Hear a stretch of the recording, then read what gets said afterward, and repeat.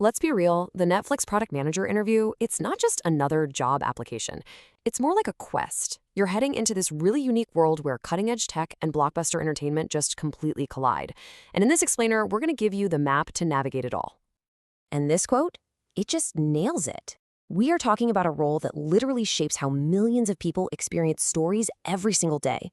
The stakes are incredibly high, the challenges are one of a kind, and that is exactly what makes digging into this interview process so valuable. So here's our game plan. First, we're going to break down what makes the Netflix PM role so different. Then we'll walk you through the four-stage interview gauntlet itself. After that, we'll arm you with some solid strategies for the court questions, we'll decode their famous company culture, and finally, we'll look at the numbers behind the offer. First up, the Netflix PM difference. Look, before you can even think about conquering the interview, you have to understand why this role is such a unique and sought-after prize in the first place. And this is really what sets it apart. Unlike a PM at a lot of other tech companies, a Netflix PM lives right where content and code meet. You're not just optimizing a feature, you're actually influencing how original shows get discovered. You're not driven by ads, but by making subscribers happy. And you're doing it all in this lightning-fast world where the next big thing is always just around the corner. All right, so let's get into the interview gauntlet. We know why the role is so cool, so now let's get into the what of the process. This is the path every single candidate has to walk. Okay, so the whole thing unfolds over 4 pretty distinct stages, and believe me, they get more demanding as you go. It all starts with a recruiter call for a basic fit check. Then you move to a strategy screen to test your product vision. If you pass that, you face the really intensive ritual on-site. And finally, the executive panel, which is the last stop before a potential offer. Let's zoom in on what many people say is the toughest part, the virtual on-site. Now, this isn't just one interview.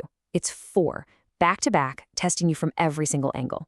You'll have 2 separate rounds on product design, one on analytics and experiments, and a final one focused entirely on culture and leadership. It's a marathon, for sure, not a sprint. Okay, now for the part you've probably been waiting for, cracking the core questions. We've seen the map of the process. Now it's time to get the strategies you'll need to actually conquer each stage.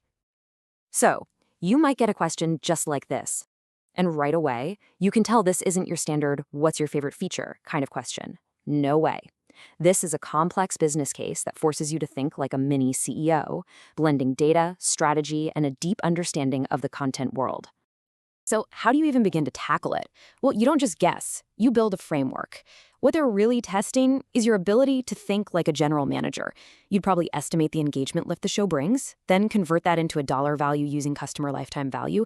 And you have to factor in opportunity cost, like what else could we buy with that money?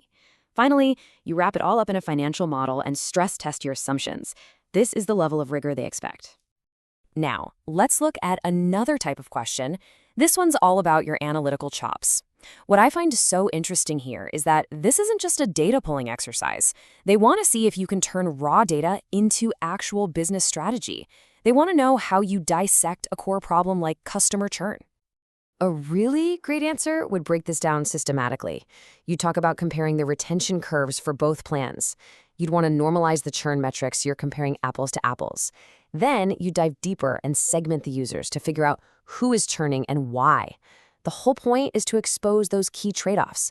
The monthly plan has a lower commitment but a higher risk, while the annual plan brings in that cash up front but might have different behavior long term. And when you boil it all down, this is what they're looking for. Can you embrace the creative, bold ideas that make entertainment great, but ground every single one of your decisions in hard data and tough analysis? That balance, that's everything. You know, that idea of balance, it's the perfect way to get into our next section. Because here's the thing, having the right skills is only half the battle.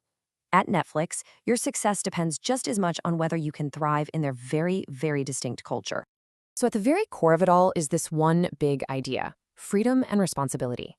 In short, Netflix trusts its people to be fully formed adults. They give you an incredible amount of freedom to make huge decisions, but in return, they expect you to take total ownership of the results. It's all about impact, not about the hours you log or the processes you follow.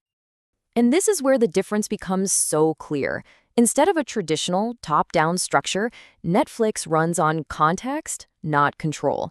Leaders don't just give you a to-do list, they give you the strategic context, and then they trust you to figure out the best way to hit the goal. It's a completely different way of thinking. So how do you actually show them you're a fit? Well, you gotta do your homework. First, go read, and I mean really internalize the official Netflix culture memo. Then, prepare specific examples from your career using the STAR method that show these values in action. Talk about a time you took initiative without being told, or how you gave and received some brutally honest feedback.